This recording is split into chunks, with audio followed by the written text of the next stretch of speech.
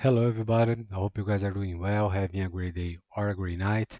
And before we get started, just a quick update on my health condition. So I had a infection over my body. So I had a lot of problems. I stayed in my bed like 10 days, only going out to see the doctor, to make some exams. And I'm still not 100%, but I'm almost there. About the surgery. It's a small surgery, but it takes around 10 days for the recovery, and I have to stay in my bed. So I can do it now. It, it is not possible. So I have to do this in the near future. I also have other health issues that I have to find out what is going on, and this year is being completely awful. Okay, so but as things are going to unfold, I will update you guys. Okay. So this is a update about the strategy, long-term goal, macro view, micro perspective, what is happening, what is going to happen, because my forecast, the long-term forecast, the target, the goal is still the same. We know since the beginning that the time frame could change because it is based on when the Fed will pivot. Nobody knew when the Fed would pivot. Nobody. We still don't know, but we believe that we are closer now. Okay, so by the end of this video, we are going to talk about this, the Fed, what's happening, what can happen. Uh, but before, we are going to talk about some things that are very important, but these things are a small part of the gear, of all the events, all the things that are connected about what is going to happen and how, etc., etc. Okay, so let's get started. Right now, if I'm not wrong, the high-end semiconductors gross product, if we can say this way, or let's say market capitalization or the numbers around it, it's around $5 trillion. Okay, yeah, I believe it's in the other news. So 90% of all high-end, most advanced semiconductors, chips, and etc., came from Taiwan, TSMC. Okay, so 90%. These 90% chips, they go to cars, computers, smartphones, uh, ships, airplanes, healthcare equipment, high end, and goes on and on and on and on. So those semiconductors, they are very different from those we can find in toys or smaller devices or smaller things. They are very different. If I'm not wrong, there is a ABC rank of semiconductors. We are talking about the ones at A, the the ones that holds highest value. So let me see if okay, so more than half of the world's semiconductors, including more than 90% of the most advanced chips, are manufactured in Taiwan. However, policymakers in both the US and China are unsettled by how their vital industries depend on a single source. Okay, so right now this can be changed because you can't fix a engine that is running in a car. Okay, so you have to stop the car to take out the engine to fix it and then repair the car. So at this moment, it is impossible to fix this single source problem. So this is one small part of the bigger thing. One thing that is not being talked about right now is, so China made a exercise a blockade exercise around Taiwan. So indirectly, it is fair to say that today China controls the high-end semiconductors uh, business. So I'm talking about a thing about the future.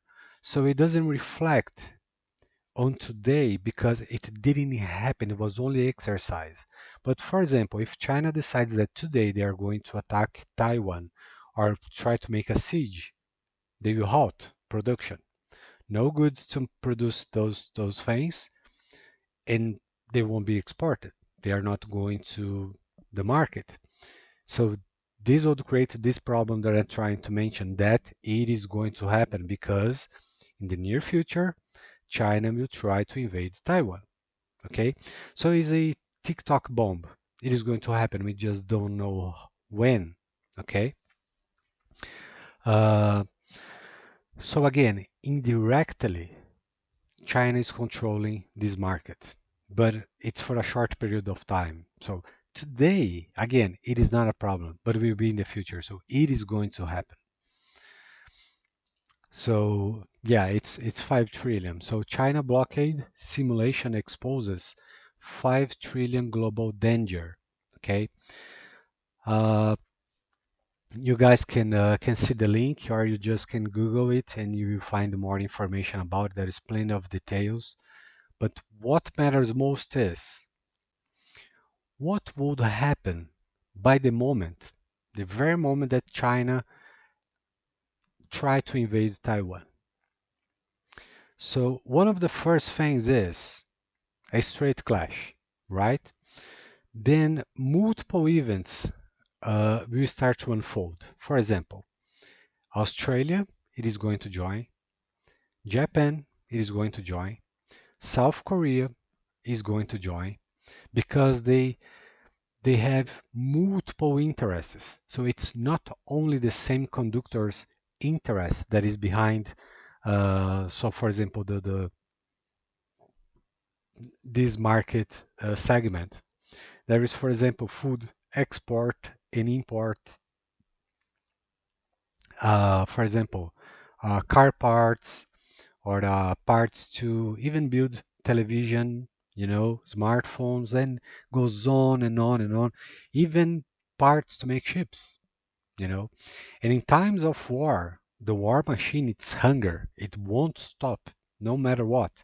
So artillery shells, MBTs, uh, rocket launchers, the MLRS systems, uh, guided missiles, rockets, goes on and on and on and on. So they will find a way, okay? Because again, things won't be coming out from Taiwan. And so this is going to create a lot of problems, many problems, but the war machine won't stop.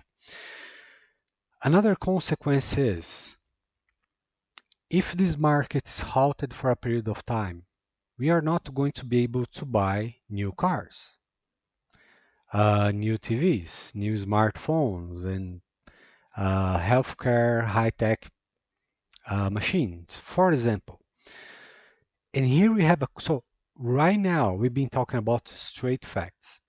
Now I'm going to jump into the realm of possibilities because we are talking about something that we don't know exactly how it is going to happen, but we have a small idea.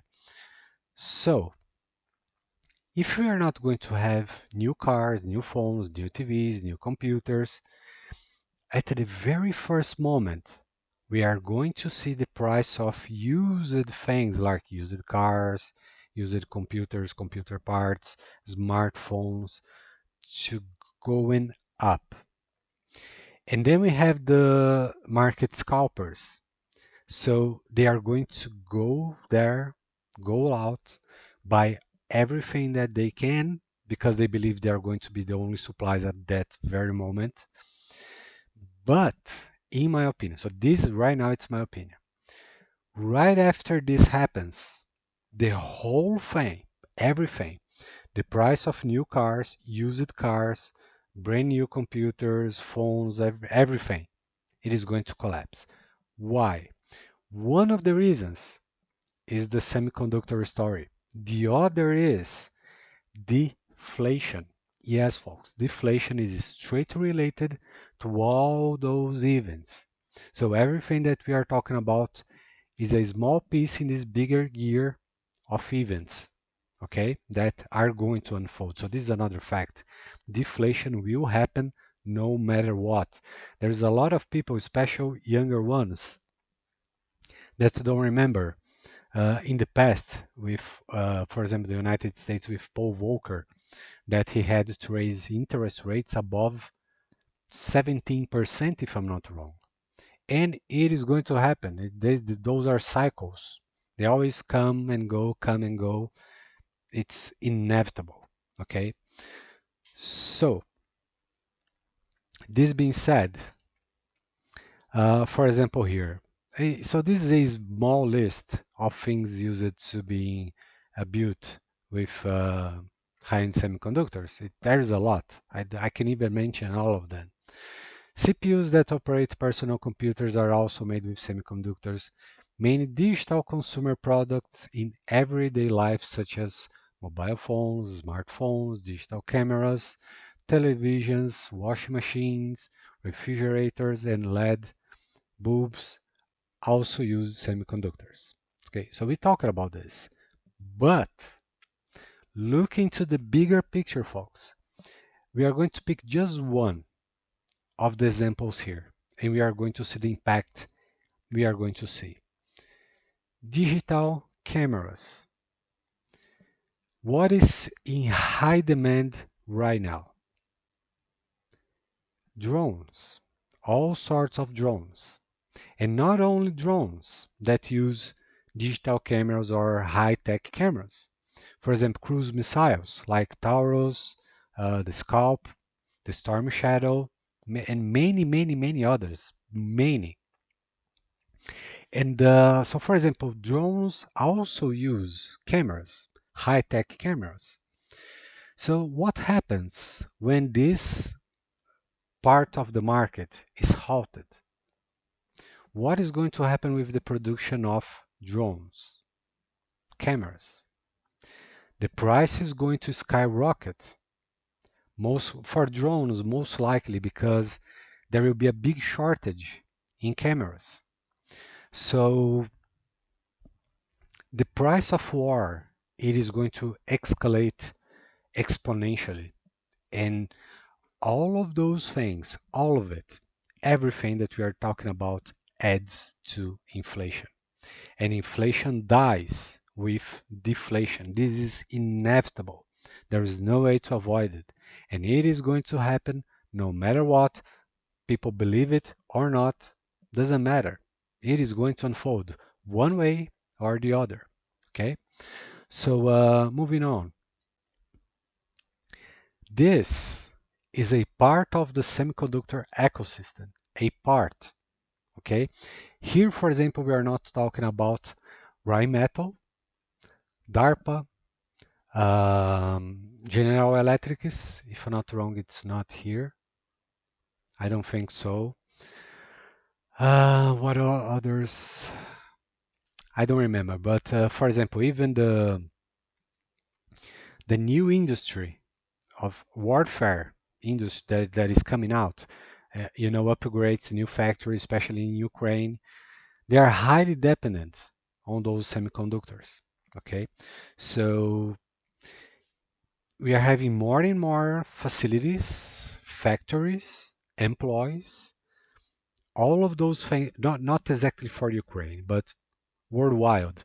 So we are having rampant increase in production from artillery shells, 155 NATO standard. Not only, Russia also is increasing its artillery in production. And so all those components and goods used to it's nitro gel, if I'm not wrong, that is it's used for the artillery shells. It has a price. Higher the demand, higher the price. And there is a shell hunger right now. It's it's non-stop. The shells keep flying, flying, flying, bombing. There is no end till the war ends. Okay, so all of those things are playing. It's not a small role, but a bigger role in this bigger picture of things, these events. Now, I want to share with you a big part of something that is going to happen as well. It is part of a future call, a future, let's say, future events. So this is NVIDIA chart.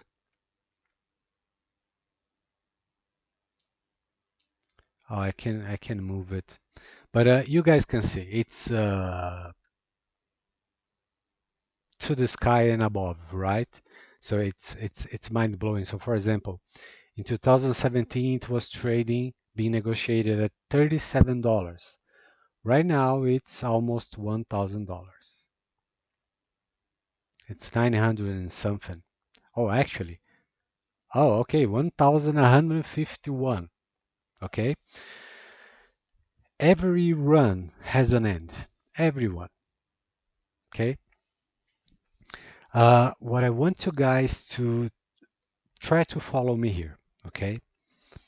NVIDIA is leading the AI sector, which is built on top of hardware. This hardware is built on top of semiconductors, okay? Chips for GPUs, for memory, controllers, goes on and on and on and on, a lot of chips. So if you look at just a single GPU or even a processor, it has a lot of semiconductors over it. There is a lot, many.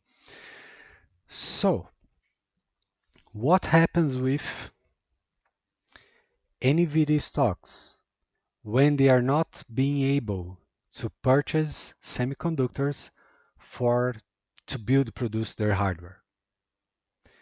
Their profits or sales reports are going to shrink, to dump. So they, if you can sell, you can make profits, right? So this is it's something easy to understand. So I believe this is part of the beginning of the end. This whole thing that we're talking about, semiconductors, shortage, war, blockade, when things will come back to normal, I believe it's probably when the war will be close to an end. Okay.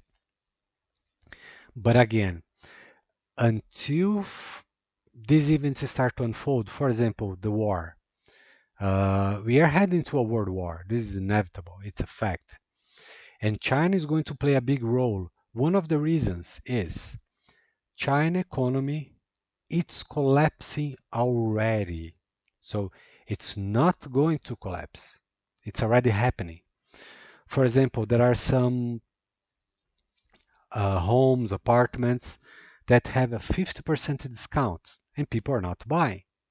One of the reasons is because people are deep, in high, deep debt. So if they can sell what they have, they will lose. If they're going to buy something new, let's say an apartment, it is going to lose value. So you're going to lose. If you have, let's say, if you made a loan to buy your apartment and your apartment's losing value, so what is going to happen? You keep paying the loan, know you're going to lose money, or you're going to try to sell at a loss to avoid a bigger loss. It's a bad scenario. Uh, there is a shortage in production, shortage in workforce. There is no wage inflation. People are working more for less. It's not like before, you could leave your job to find another one to make more money. So it's not what is happening. So things are very bad. And the lifespan of communism in China is coming to an end. Okay. This also aligns with something that I told you guys not long ago, that I can mention it here. So the new government won't have dictators scattered around the world. There's going to be a central power with a central leader. He's going to dictate the rules. Okay, so there won't be a crazy dude over there far away that is going to try to pose a threat, like North Korea. No, it is not going to happen. All dictators will fall. All of them. All of them. Okay. So with the fall of NVIDIA, we are going to see a cascade effect on AI. So we will start to have problems with AI. Then we are going to see norms and regulations for AI. Okay. Not at this moment. Why? By the same reason proof of work on Bitcoin is not going to be banned right now is they are letting things go. And why? Because the government are going to collect taxes. If you ban something or halt something in the way, you are jeopardizing yourself at that specific moment. So they are letting things go. Another example, we don't have crypto regulations yet. Okay, so this is the best, one of the best examples we can have right now. Without regulations, things will keep going up, crazy. They will collect taxes, then things will break, then will come regulations. So it's a period of time for a bear. I'm not talking about today, nor tomorrow, nor next month. I'm talking about next year, late next year. By the time things are going down, they know they will collect very little. It's not even comparable when we are in a bull run. Okay, so a time for things to go and a time for things to be adjusted, just like inflation. Let it go. When comes deflation, just wait. That's the way. This will never change. Okay, so AI will have problems as well. And we are going to see a big run on people asking AI about those events. What is going to happen? How it is going to happen? How I can protect myself? And so this is one of the reasons I'm recording this video right now. So my throat is burning. I should be resting right now. It's kind of a fever. But I decided to record this because I have to take these things out of my mind, out of my head, make a video to become proof in the future that I made this call, that I talked about it, and to be able to come back and learn more from it. So let's move forward. Following the line of all these events that we've been talking about at this moment, right now, all of them, what is going to happen with Bitcoin? Just guess, folks. Guess for a second. If there is going to be a shortage in semiconductors, chips, processors, memory chips, goes on and on and on and on. So we know that Bitcoin runs on proof of work, which is a outdated tech. It is useless. It is not safe because Bitcoin can suffer a 51% attack. Some people may say, well, it is right now at this moment it is impossible. No, it is not impossible. It's expensive. Okay. And then a second argument, which moving from the first, which is something that we can make in a debate. Okay. So we can only go to argument B if we find a consensus on argument A. But let's go. They may say, well, but who would have such amount of money to make a 51% attack on Bitcoin?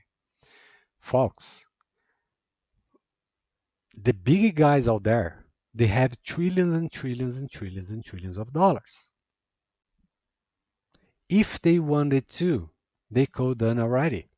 So it is a probability. It's something that is possible. So let's say when things start to go down, Bitcoin price will go down. Of course, everything will. So the 51% attack become more viable, more cheaper. So it is going to be always a shadow on proof of work. So for example, Ethereum moved out. It's not based on proof of work, it's proof of stake, which have some problems, some flaws, but doesn't even compare with proof of work. Okay, and so for example, we have a big warehouse with hundreds of miners, with some people using a lot of energy to not being able to make a instant payment. So I'm not against Bitcoin. I'm not against. I'm against the ecosystem behind Bitcoin. That's what I'm against. And so if you're going to pay for a coffee, you still have to wait how long? 30, 40 minutes for a confirmation. So the last time I had to sell a small portion of Bitcoin, it took around 38, 42 minutes. So it's absurd. We are in 2024 and Bitcoin is still in the same place. Nothing changed. And some people may say, well, the Lightning Network. No, it doesn't work. It's broken. If you try to move $10, $100, $200, there will be no problem. But if you try to move a big number, it can go missing and that's it. You will never see it again. It is a fact. It is not opinion. And there's another problem that you have to create a payment channel. You have to allocate value there. For example, I'm going to create a payment channel on the Lightning Network worth $5,000. That $5,000 has to keep locked and you can only process $5,000 and then you collect the fees. So this is nothing but the nostro-vostro system that the global economy is moving away from it. So Bitcoin is trying to achieve something that is already outdated. So it's a dead end. Okay. So what is going to happen with proof of work when the semiconductors there is a shortage? They won't be able to build new machines for uh, to mine Bitcoin or even other cryptocurrencies. This is going to create a problem in Bitcoin network. And I don't believe there will be a halt that the blockchain will stop, but it is possible. And then you may say, well, I will say the big guys will stop mining Bitcoin because it is not going to be profitable.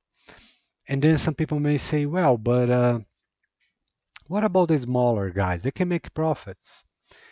Yes, they can. They can mine. It doesn't mean they will make profits because you have to mine, then collect your payment, your fee for helping the chain to process, and then you have to pay your bills. Your bills can wait. And with all this thing about the war happening, probably the price of the energy cost may go up. So this is my opinion. But if you are going to have a trade problem, specifically in the Pacific, what is going to happen with the transport of goods to make energy from coal to nuclear energy?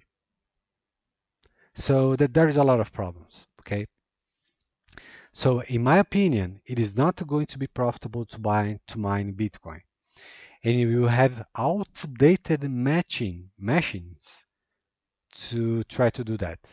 Okay. So instead of going up in the curve for better equipment, you will get stuck with old machines. Okay. Um, it is true that the guys that have access in first hand to the brand new equipment, that's how they do. They they produce the best ones, they use them for a while. When difficult raises or these machines are not so profitable, they release into the market like it's brand new. So this is happening for a long, long time, and I did the math myself. I checked it back in the day, and that's how it works. Okay. So what people get in the retail market, it's second-hand tech. So this is one thing. So here we have Bitman. they are part of the industry on Bitcoin miners. Okay, so again, what is going to happen with their production? Uh, if I'm not wrong, they control the largest pool, mining pool. I don't remember exactly. Doesn't make a difference. But the whole Bitcoin ecosystem will take a big hit. And I said in the past, and I still believe that the Bitcoin ecosystem, the whole, will change. Because today, the thing that stops Bitcoin evolution, Bitcoin to move ahead and be better, is the mining ecosystem behind it. That's what sucks value from Bitcoin. For example, you have to pay expensive fee to have your transaction to move faster. This is absurd. You know, I can use dollar or my credit card or my debit card or whatever, or a or even the local message system in my bank to just transfer money. I don't have to pay even a fee. So why would I use Bitcoin, pay a fee? Does make sense. So this is what holds Bitcoin from become better. The ecosystem behind it. That's why I say I'm not against Bitcoin. Okay. So this guy, so for example, this machine right here, S21 Pro, $6,000, 6,300. But today there's no shortage of semiconductors, right? So when the time comes, they will stop the production, most likely. Or they will lower the amount of machines that they can build, and they are going to increase the price in an insane way. So again, won't be profitable to mine Bitcoin. It's a big problem for those who are investing a lot of money. And we are talking about what, 12, 14 months maybe? Some people have a ROI of 15, 18 months. They're going to get busted. There is no way, it's inevitable. So you guys remember this, a talk about a ban on Bitcoin mining. Okay, so this was started a few years ago, but it's stopped right now, so it's not moving forward. What's the reason? If they ban, they can collect taxes. So let things go for now, and when things start to break, collapse, problems, then regulations, a ban on proof of work, this is going to happen. Proof of work won't exist anymore. So the Bitcoin algorithm will have to be changed. Okay, this is a fact. It is going to happen no matter what. More about this. So countries say no to energy guzzling Bitcoin mines. So this is from the Greenpeace. You may say, well, it's not a big deal. No, it is not. The Greenpeace is not a big deal. But they are a big part on the global agenda because they are following the global agenda step by step. So the most high profile ban on crypto mining came in 2021 when China, which had hosted nearly three-quarters of global Bitcoin mining capacity, shut down the industry. Folks, some Bitcoin lovers, they always say Bitcoin is not centralized. This is not true. This is a lie. Just in this example, China miners, the China industry, controlled nearly 75% of the Bitcoin ecosystem. So this goes from the production of Bitcoin machines, the mining pool, the warehouses, with those machines running to validate things, etc., etc. 75%. It's way above 51. If you have 51, you still can change the balance of power, you know, but 75, it's like total control. Okay. Uh, So this is part of the Fed thing. Okay. So this is from the White House. Biden to release 1 million barrels of gasoline to reduce prices at the pump ahead of July 4. This is it's a misled news or information because I will read and I will stop. Biden to release 1 million barrels. But the question is, how many barrels they already released to hold price, to contain price? It's not the first time they release barrels. If I'm not wrong, if I'm not wrong, Biden administration already released close to some close to 40% of the oil reserves.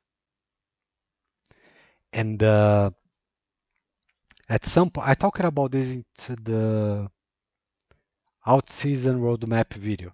Okay, so at some point, the United States will have to refuel and buy again to refuel what they have been selling, and this is going to add to inflation. And the price is most likely to keep going up. The price of crude oil, if I'm not wrong, it's not crude, it's the Brent. The Brent is using to make fuel, right? So this is another part of this gear, of all those things that keep heading to inflation. So, for example, the number of jobs is still going up. Okay, it's good. Well, it is, but it comes with a problem: wage inflation. The more people employed, more people expanding, the more the price of things will keep going up. It's inevitable. Okay, so for example, there is another issue with what the Biden administration is doing, which is if you are selling, taking from your reserves to put in the market to halt the price to goes up, you are trying to halt price increase. This doesn't work. Some people will believe it works because it's holding for like, let's say, 1 year or 6 months. But at some point you have to let it go because otherwise price will explode or things will start to break, to collapse. It already also happened in my country many, many times. It always ends in the same way. A collapse of something and the price shooting up like not before. Okay, so this is important. If I'm not wrong, 1 year ago I made a video about Ukraine, and I said that the Russians would attack again in the north. And if you look into the news today, you'll see that Russians are attacking Ukraine again near Kharkiv. And they are also allocating 50,000 troops that they are planning to try to make another front in the north. Okay, this won't end well, but it's a next chapter news. That is something that is not going to happen tomorrow, next week, or next month. So let me show you here. So this it is not the best source. I just want you guys to take a look. You can find the much better information. So if I'm not wrong, it's here. So this is the beginning of war, okay? And this is May 2024. You can see, if you zoom, there is two red dots here. It's the success of Russian invasion in the north, which is mediocre. But you may ask, what this has to do with the things that we've been talking about?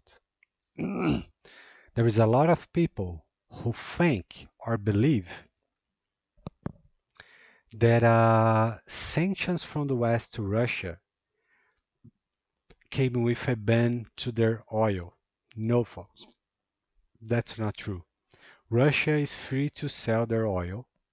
What happened is the West set a price cap on Russia uh, uh, barrel price. Okay, so let's say your budget to make war. Just an example. Monthly, it's 10, 20, let's say $25 billion. Okay, and you are using money from your oil exports to fill this budget. Then you see your profits from the oil sales to go down. It was the barrel was like $80, if I'm not wrong, 75, and you make a cut to a cap to 50 or 45. I don't remember the number exactly. You have to take money from somewhere else, and then you have to leave something without budget. That's how things start to break in a cascade effect. So what the West did to Russia, some people are saying, well, it's not working. Ha ha ha. Of course it is working. It hurts. It is not to make a single blow kill. No, it's to hurt till there is nowhere to go and you have to stop. The same example, the best example we can use is the frog in the boiling water. The water is boiling. If the frog jumps in, he's going to automatically jump out.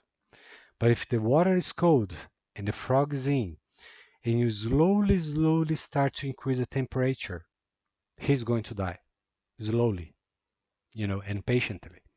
That's the consequences.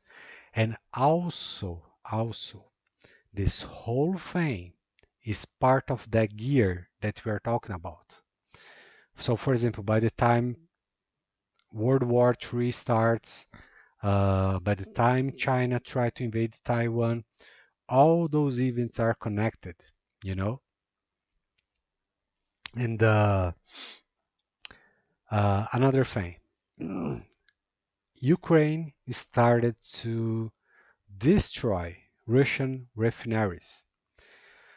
The number right now of the result of those Ukrainian attacks on Russian soil, it's they cripple 16 to 17, if I'm not wrong, percent of the whole oil and gas production inside Russia. So every day there is more and more bad news, you need more to fix and you are making less profits.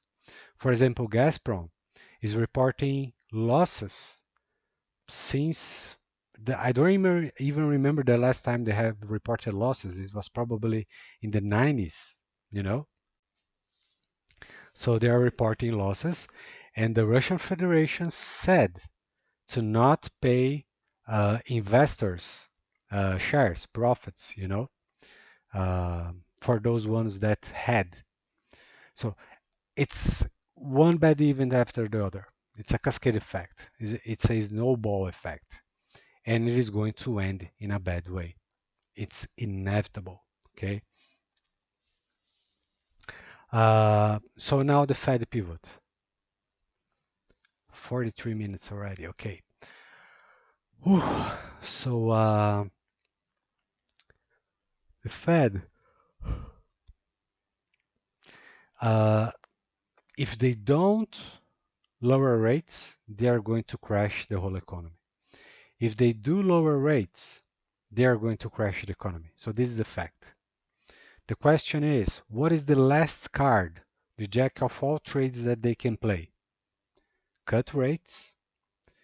The economy will warm again, and this whole thing will add to inflation that won't be able to be stopped into the near future.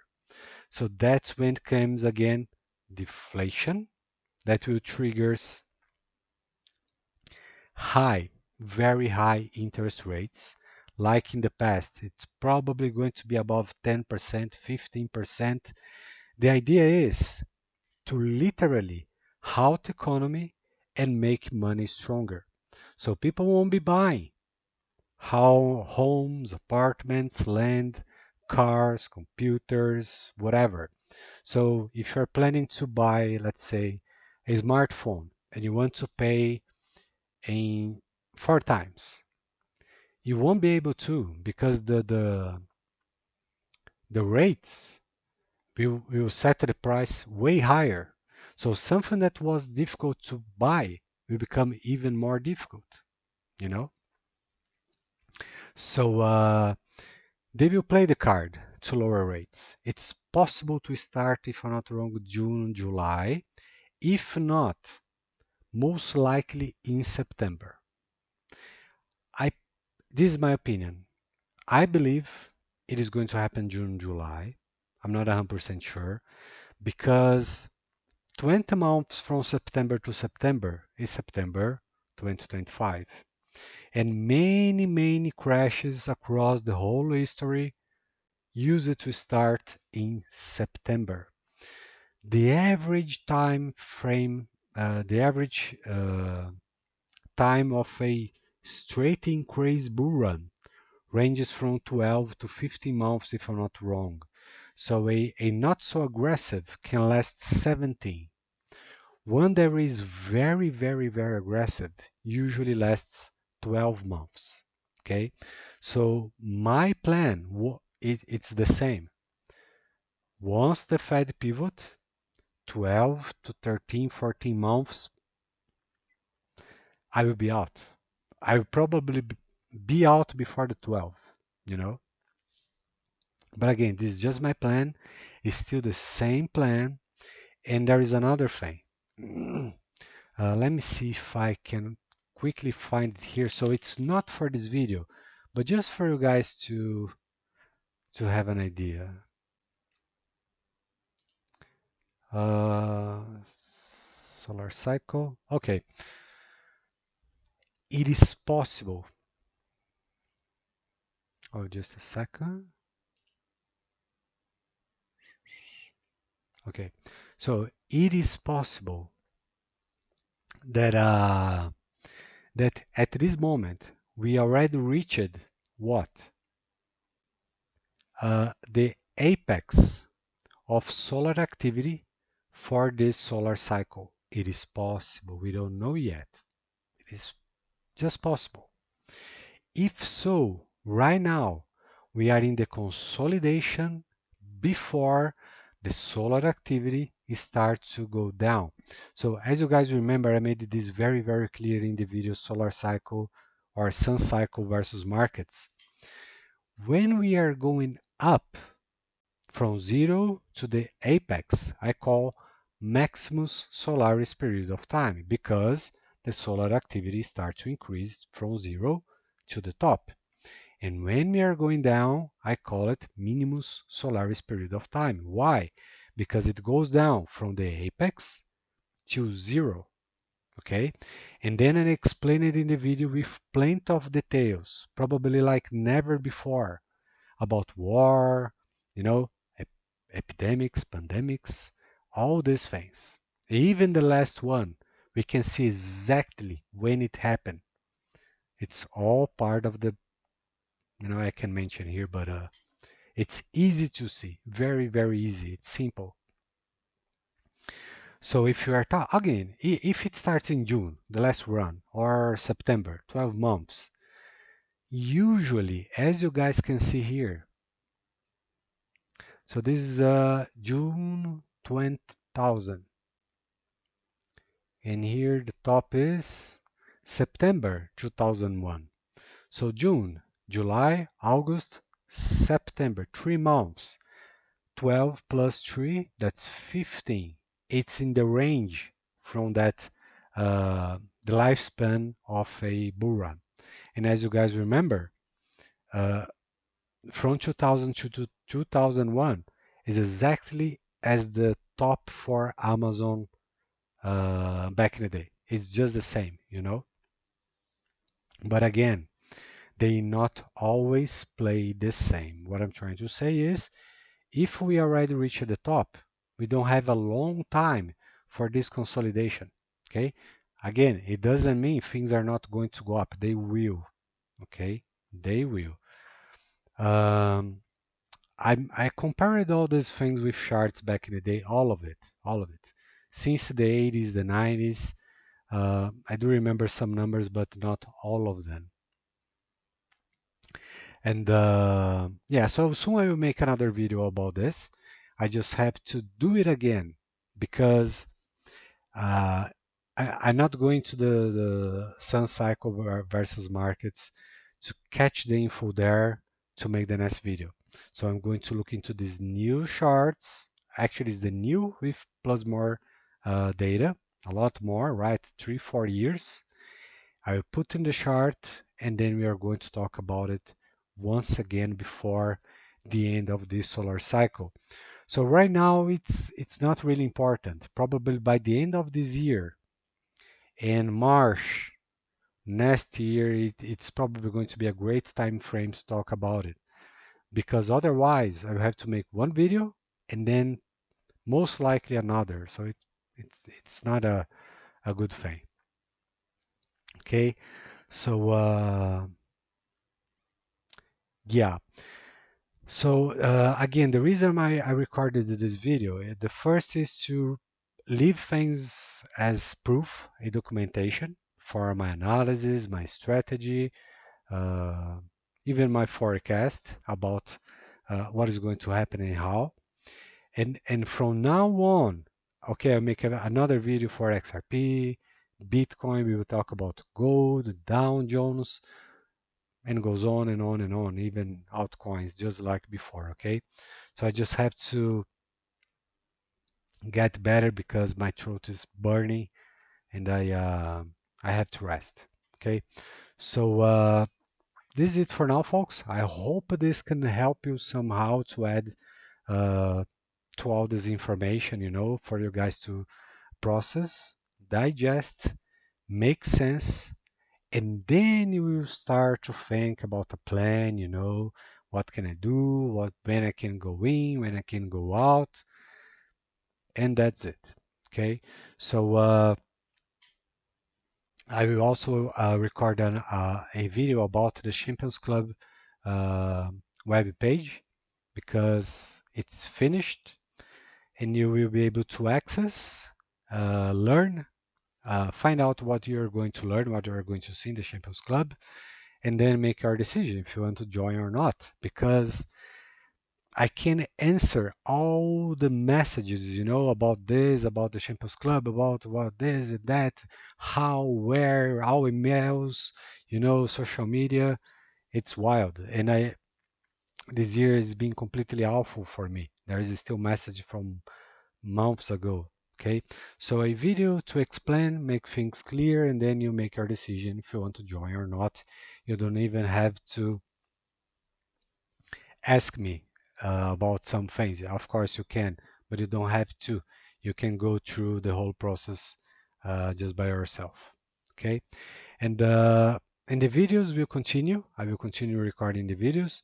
I just have to wait a few more days and get some rest before I can get better. Okay, so guys, this is it. I hope you guys enjoyed this video. I hope it can help you somehow, some way. And thanks for your support, thanks for your patience, thanks for all the kind messages wishing me well, good health. I really, really appreciate it. You guys are amazing. And I will see you guys very soon. Okay? So see you, stay safe, stay well. To the next one.